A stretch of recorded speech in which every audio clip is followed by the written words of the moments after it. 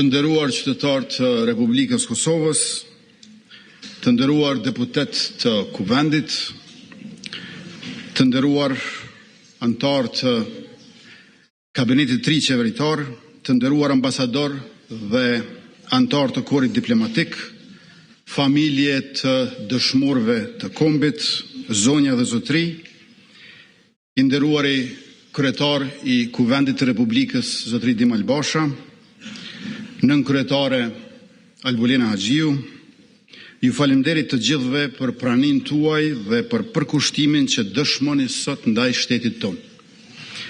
Sot mbi 6 muaj që prej thirrjes së seancës konstituive me 15 prill, më në fund kemi kuvend të konstituar dhe kemi arritur në pikën e formimit të qeverisë si materializim i rezultatit të zgjedhjeve të 9 shkurtit si vjet.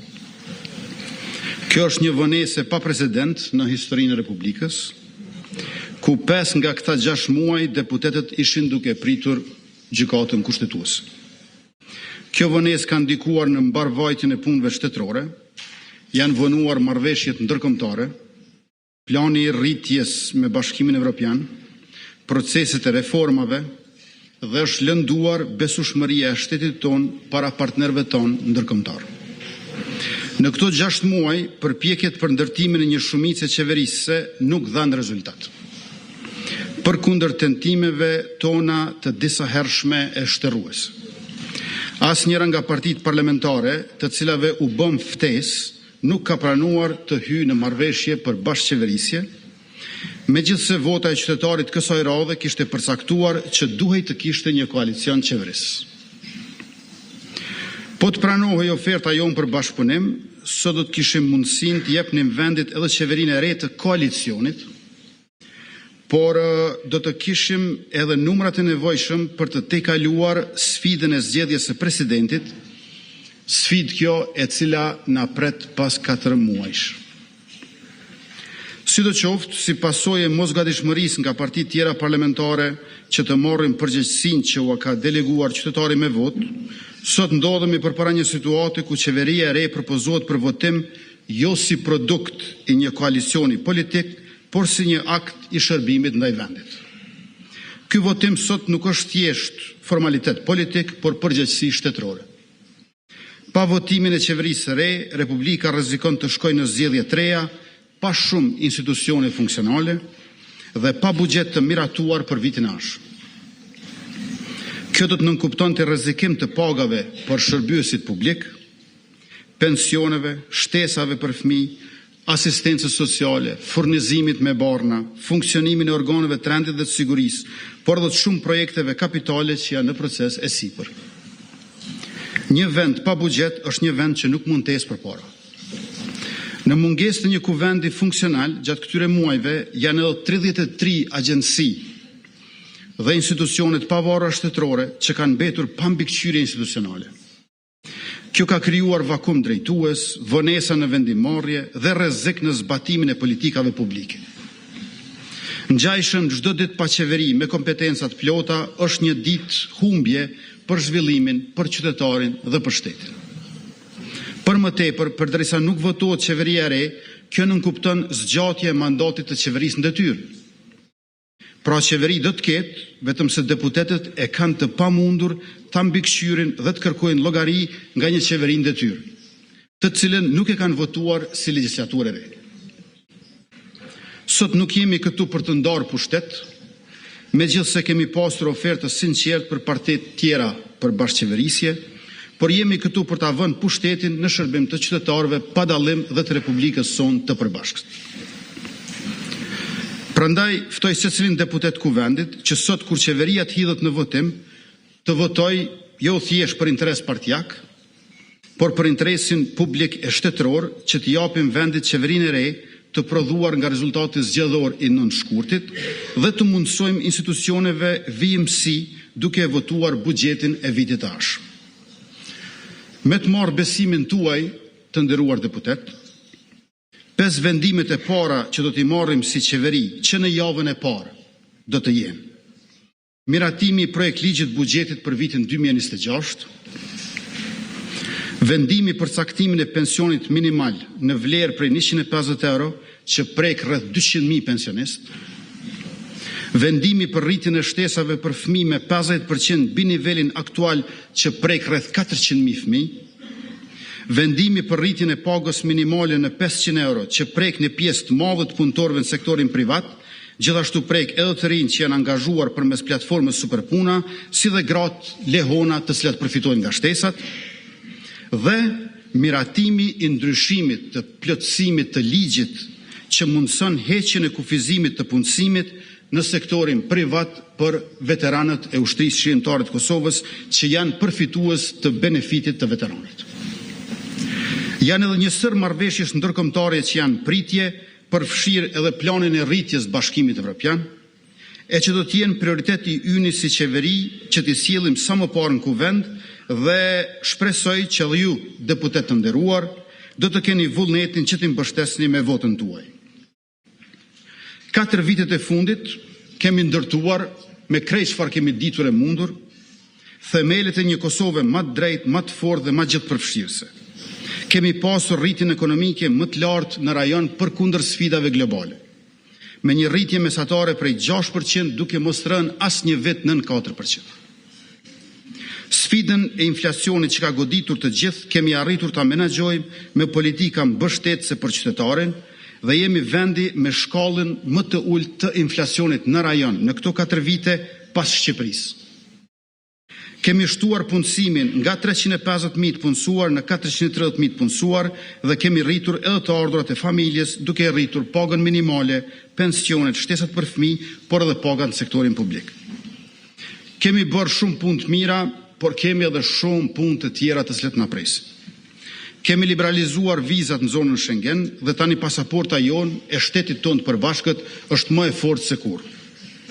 Kemi përmirësuar imazhin e vendit duke u ranguar në top lista për siguri dhe rend, siç ishte ajo e Institutit Gallup, dhe kemi siguruar edhe vlerësimin kreditor sovran 2B- që nuk është keq për fillim, gjë që na hap dyer të reja për investime të huaja direkte. Rritja ekonomike po vazhdon, megjithse kemi qenë qeverinë detyrë. Në 3 mujorin e dytë ishte 4.58% të brutoproduktit vendor, dukshëm më e larta në rajon, dhe kjo për ata që shpesh e kontestojnë, është shkalla e rritjes reale, pra pasi që të hiqet inflacioni. Llogaritja e rritjes për 3 mujorin e tretë publikohet në dhjetor, e që gjithashtu pres të jetë më mirë se i gjithë rajoni, sepse këtë e konfirmojnë edhe Fondi Monetar Ndërkombëtar dhe Banka Botërore. Është në dorën tuaj të nderuar deputet, që të na mundsoni që të vazhdojmë punët e mira për vendin. Normalisht që për gjitha veprimet, punë dhe arritjet e qeverisë, edhe mund të kemi mos pajtime. Por kjo është vlera e demokracisë. Demokracia ka zëra të ndryshëm, ide të shumta dhe debate të forta. Kjo nuk është dobësi, kjo është fuqi. Mos pajtimet janë thelbi i sistemit demokratik, por ato nuk bën të bëhen pengesë për të vepruar bashkë në çështjet madhore dhe për të ecur përpara si shoqëri dhe si shtet.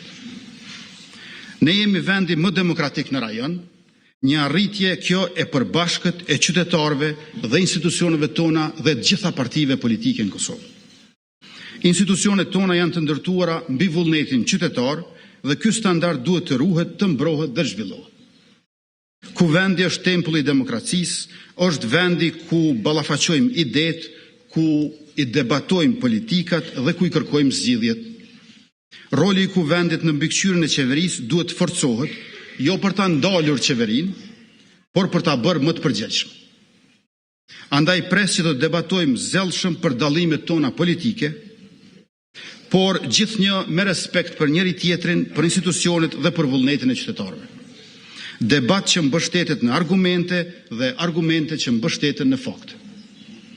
Unë do t'jem përherë i gatshëm, siç kam qenë edhe në këto 4 vite, për diskutime deri në shterrim.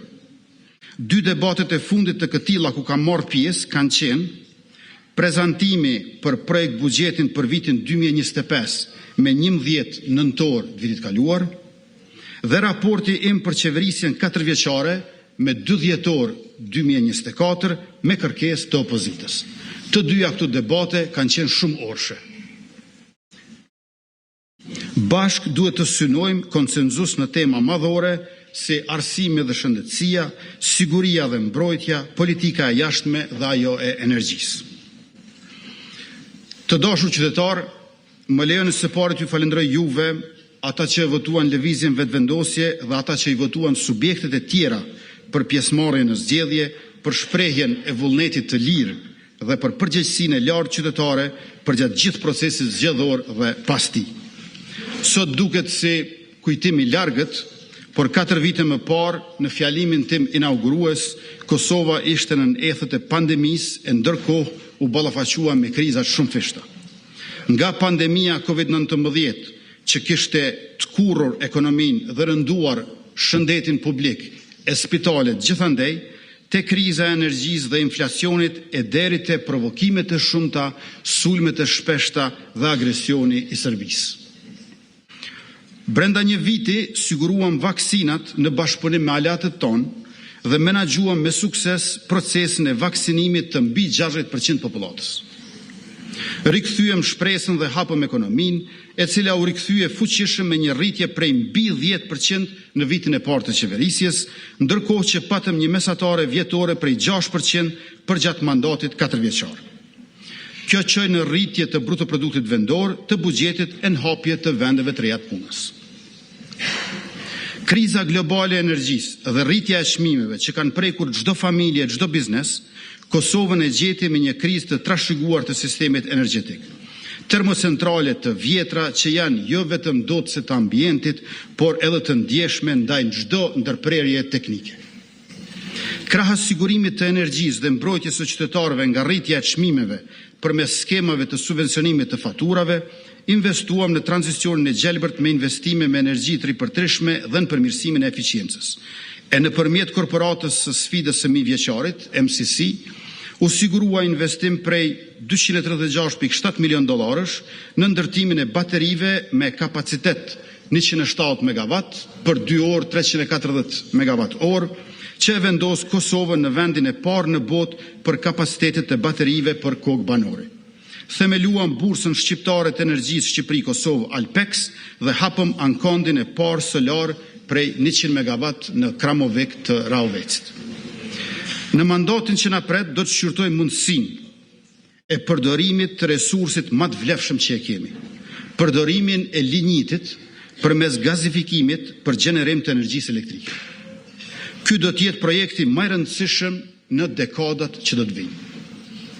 Ofruam pakon më të madhe mbështetëse për përballje me inflacionin dhe krizën energjetike si përqindje e brutoproduktit vendor.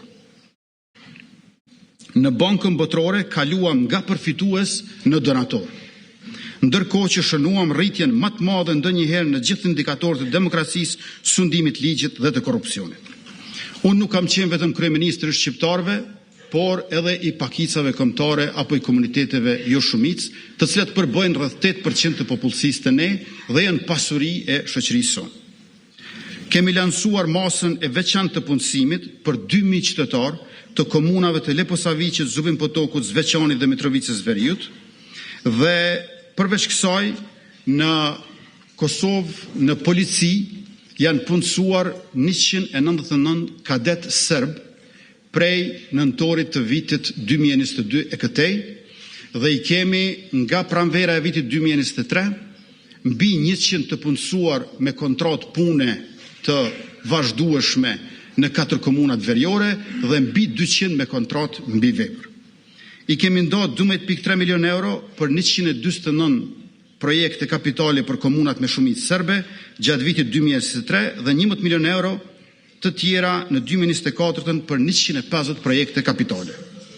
Ndam 3.9 milion euro përmes Ministrisë së Mjedisit, Planifikimit hapësinor dhe Infrastrukturës për rrugë në vendet e banuara me komunitetet jo shumicë në Dragash, Graçanic, Istog, Klokot, Mamush, Mitrovice Veriut, Novobërt, Partesh, Prizren, Raniluk dhe Shtërps me një gjatësi totale për 65 kilometrave dhe plus 1.8 milion euro nga Ministria e Kulturës, Trinisë dhe Sportit për shtëpinë e kulturës dhe trinisë në Mamush si dhe gjysmë milion nga Ministria e Ekonomisë për projektin për ujë të pishëm në fshatra me popullat jo shumis në Rahovec.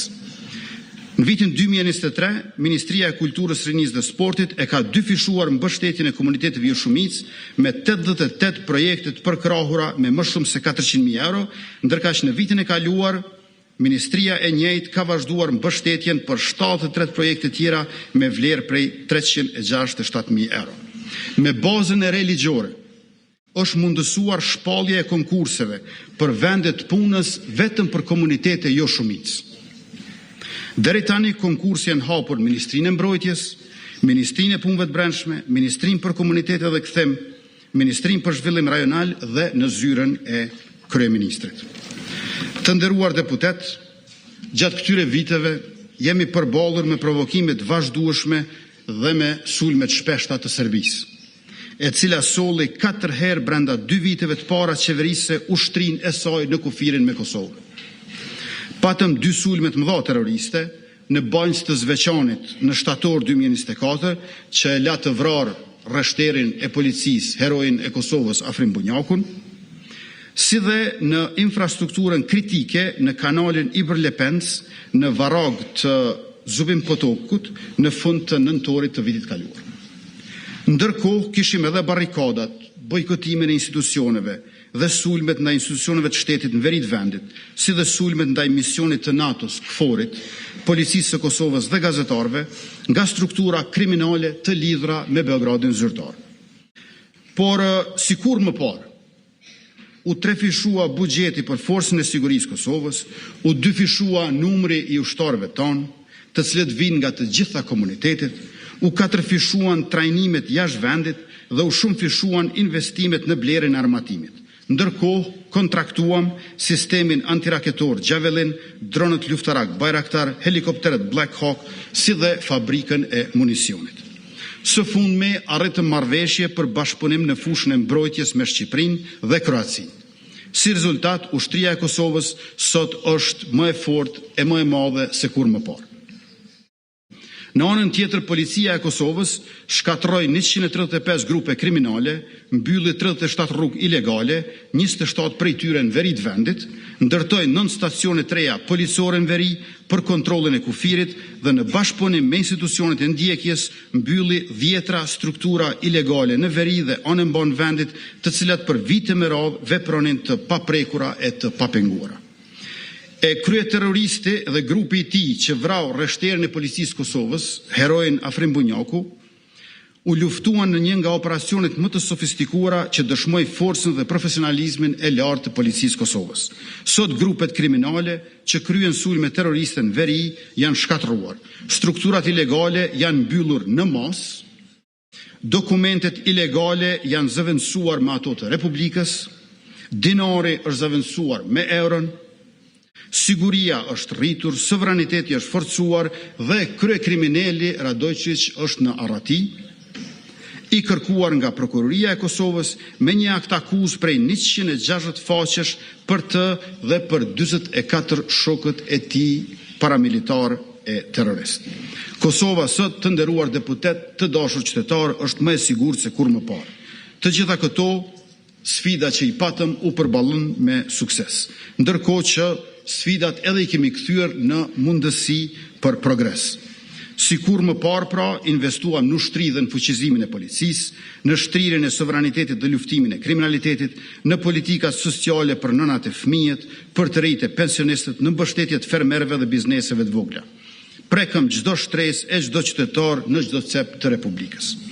Shteti që po e ndërtojmë bashkërisht nuk zgjedh midis zhvillimit ekonomik dhe drejtësisë sociale, por i përqafon të dyja si shtylla të pandashme të progresit dhe të mirëqenies së përbashkët.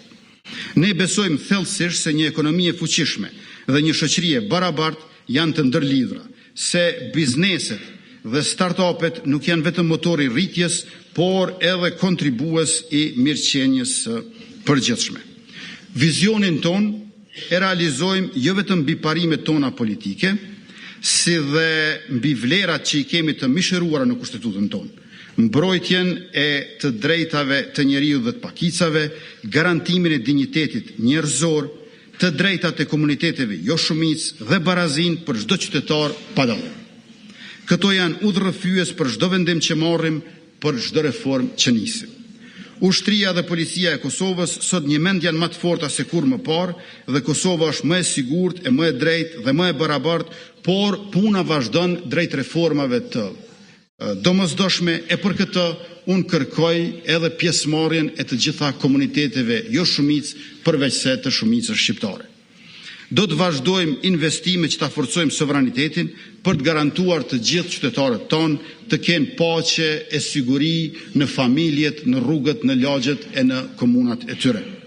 Pavarësisht përkatësisë etnike, ata do të jenë të mbrojtur dhe të përfaqësuar e pjesëmarrës të barabartë në Republikën tonë. Kosova është një dhe e pandashme dhe askush nuk do të jetë mbi ligjin, por as jashti e anashti në asnjë pjesë të saj. Institucionet tona sot janë më të besueshme dhe më të qëndrueshme se kur më parë, por jemi të vetëdijshëm që po jetojmë në një kohë të breshtë të sigurisë. Bota sot është shumë ndryshe prej asaj para 5 vjetëve. Bota sot është më e paparashikueshme dhe më e pasigurt që nga përfundimi i luftës transformojnë hartën gjeopolitike. Kosova është rreshtuar në anën e paqes, të drejtësisë dhe të aleatëve të saj demokratik. Aleanca jonë me Shtetet e Bashkuara të Amerikës, Bashkimin Evropian, Mbretërinë e Bashkuar dhe me NATO-n dhe me vendet mike nuk do të lëkundet sepse ky bashkëpunim nuk është thjesht strategji, është vlerë. Sepse ne nuk jemi vetëm pjesë e kontinentit evropian, por pjesë e vlerave të tij, lirisë, solidaritetit dhe barazisë.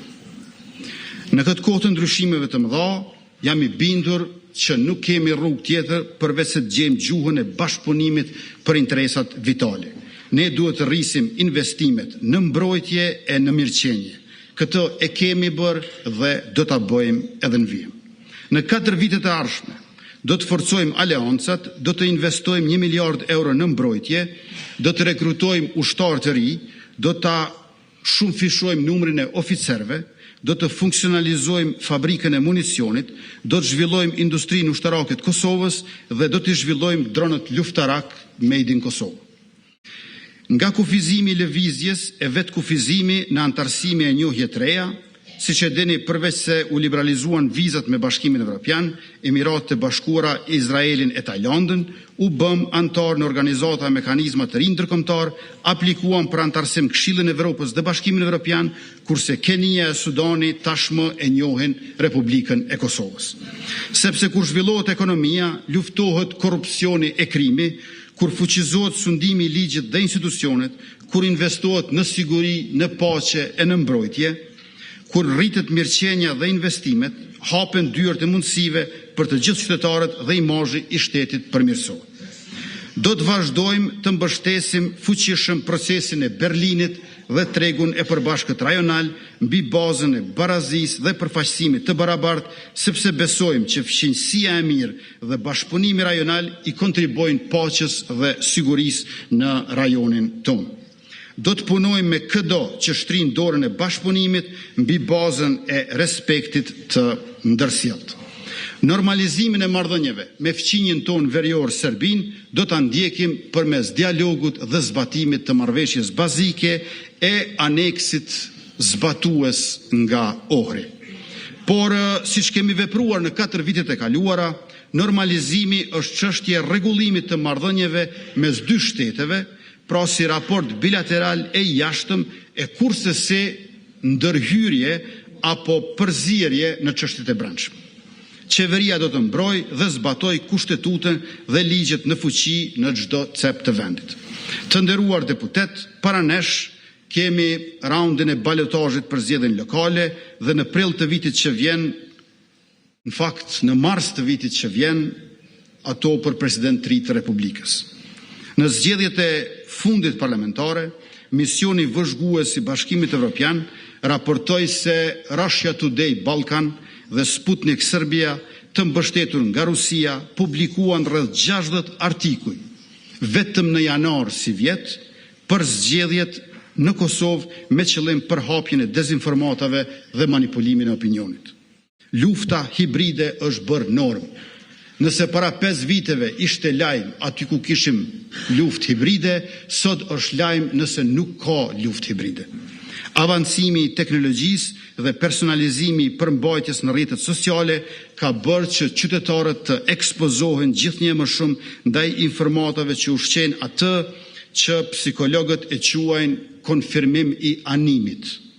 Prirja për të besuar vetëm informacionet që përforcojnë bindjet ekzistuese. Për fatkeq, lajmet negative dhe polarizuese tërheqin më shumë vëmendje dhe gjenerojnë më shumë klikime se sa ndonjë lajm pozitiv. Me ardhjen e inteligjencës artificiale, gjenerimi i përmbajtjeve të tilla është përshpejtuar dhe shumëfishuar dhe ky trend nuk duket që do të ndalet. Kjo është sfidë për të gjitha demokracitë e Kosova nuk bën përjashtim. Dezinformata nuk është vetëm problem etik i gazetarisë, është kërcënim për sigurinë, për të vërtetën dhe për demokracinë. Zgjedhjet, demokracia dhe sistemi ynë ligjor varen nga e vërteta dhe nga një qytetar i mirë informuar. Si shoqëri duhet të lundrojmë me kujdes midis lirisë së shprehjes, që është themel i demokracisë, dhe dezinformimit që shfrytëzon këtë liri në dëm të saj. Ne jemi demokraci dhe republikë dhe asnjëherë asnjë qeveri nuk duhet t'u tregojë qytetarëve apo mediave çfarë të thojnë apo çfarë të publikojnë. Por nëse duam që demokracia të mbrohet, atëherë është përgjegjësi e secilit që ta mbrojë atë.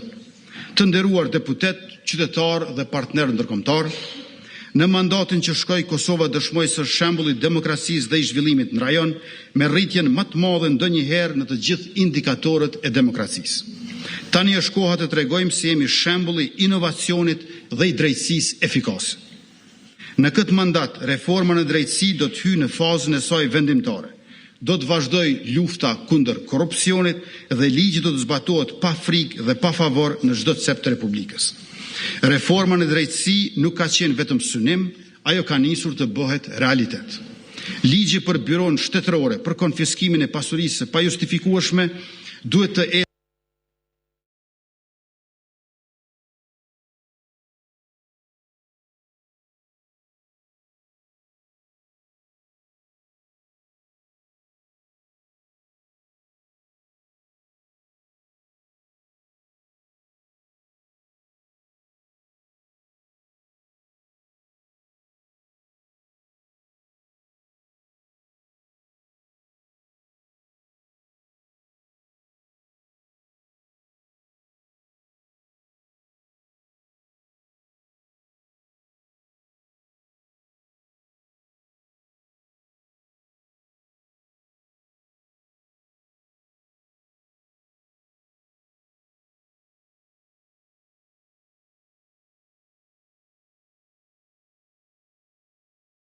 për të shërbyer çdo qytetari dhe do të përdoret për progres shoqëror, zhvillim ekonomik të qëndrueshëm, llogaridhënie të gjerë dhe cilësi të lartë.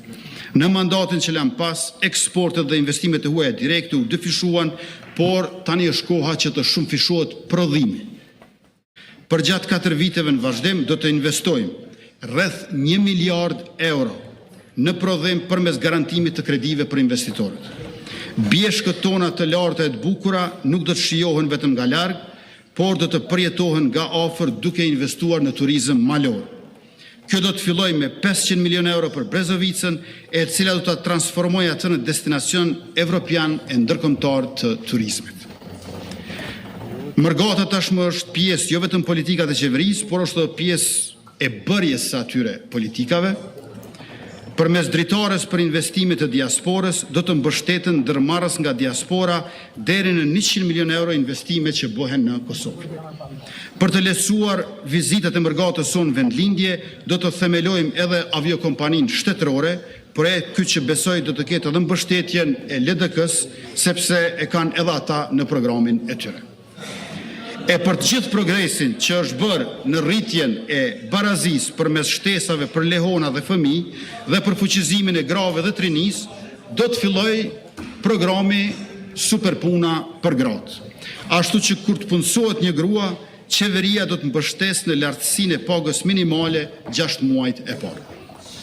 E gjyshëret që kujdesen për fëmijët do të marrin 100 euro shtesë në muaj mbi pensionin bazë kur të dy prindrit janë në punë. Sepse kësaj jo vetëm ndihmojmë prindrit dhe gjyshërit, por ndihmojmë familjen dhe ekonominë. Paga minimale do të ndjek rritjen ekonomike, ajo do të rritet pra menjëherë në javën që fillon nesër në nivelin e 500 euro, sepse një Kosovë që zhvillohet nuk duhet ta lë askë prapa. Pjesëmarrja nënkupton gjithë përfshirjen. Në arsim kemi filluar reformën më të thellë në dekada. Nga arsimi i hershëm deri tek ai universitar, po krijojmë standarde të reja cilësie dhe po rrisim investimet në infrastrukturë e në kapacitetet mësimore, edhe mësimdhënëse, edhe mësimnxënëse. Janë ndërtuar dhe rinovuar qerdhe shkolla, janë hapur qendra për zhvillim profesional të mësimdhënësve dhe arsimi po lidhet me nevojat e tregut dhe të realitetit të sotëm.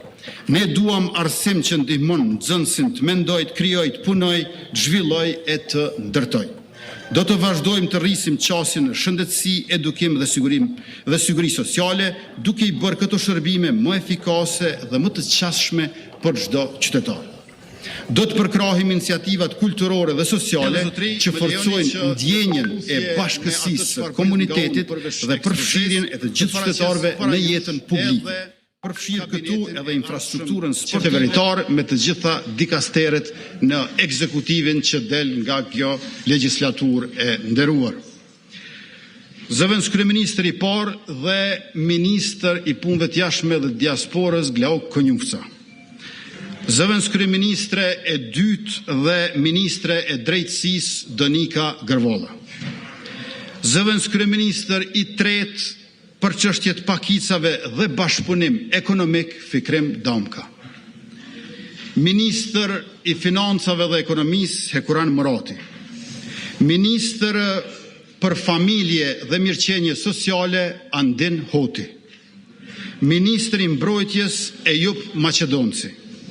Ministër i Punëve të Brendshme Xhelal Sfeqla. Ministër i Administratës Publike dhe Digitalizimit Lulzon Jakxhiu. Ministri i Shëndetësisë Arben Vitia. Ministri i Arsimit dhe Shkencës Avni Zogjoni. Ministër i Kulturës dhe Turizmit Fatmir Spahiu. Ministër i Sportit dhe Rinisë Blerim Gashani. Ministër i Administrimit Pushtetit Lokal Rasim Demiri. Ministre e Mjedisit dhe Planifikimit Hapsinor Fitore Pacolli. Ministër i Bujqësisë, Pylltarisë dhe Zhvillimit Rural Armend Muja. Ministër i Infrastrukturës dhe Transportit Dimal Basha. Ministër i Tregtisë, Industrisë dhe Integrimeve Evropiane Mimoza Kusari. Ministre e Energjisë dhe Minjerave Artane Rizvanolli. Ministër për Komunitete dhe Kthim Nenad Rashic dhe Ministër për Zhvillim Rajonal Sejnur Vejshall. Zonja dhe zotri, Kosova jonë është më shumë se një vend e një shtet, është ëndra e mërgjimtarit që ka lënë vendin dhunshëm me shpresën që do të kthehet së shpejti.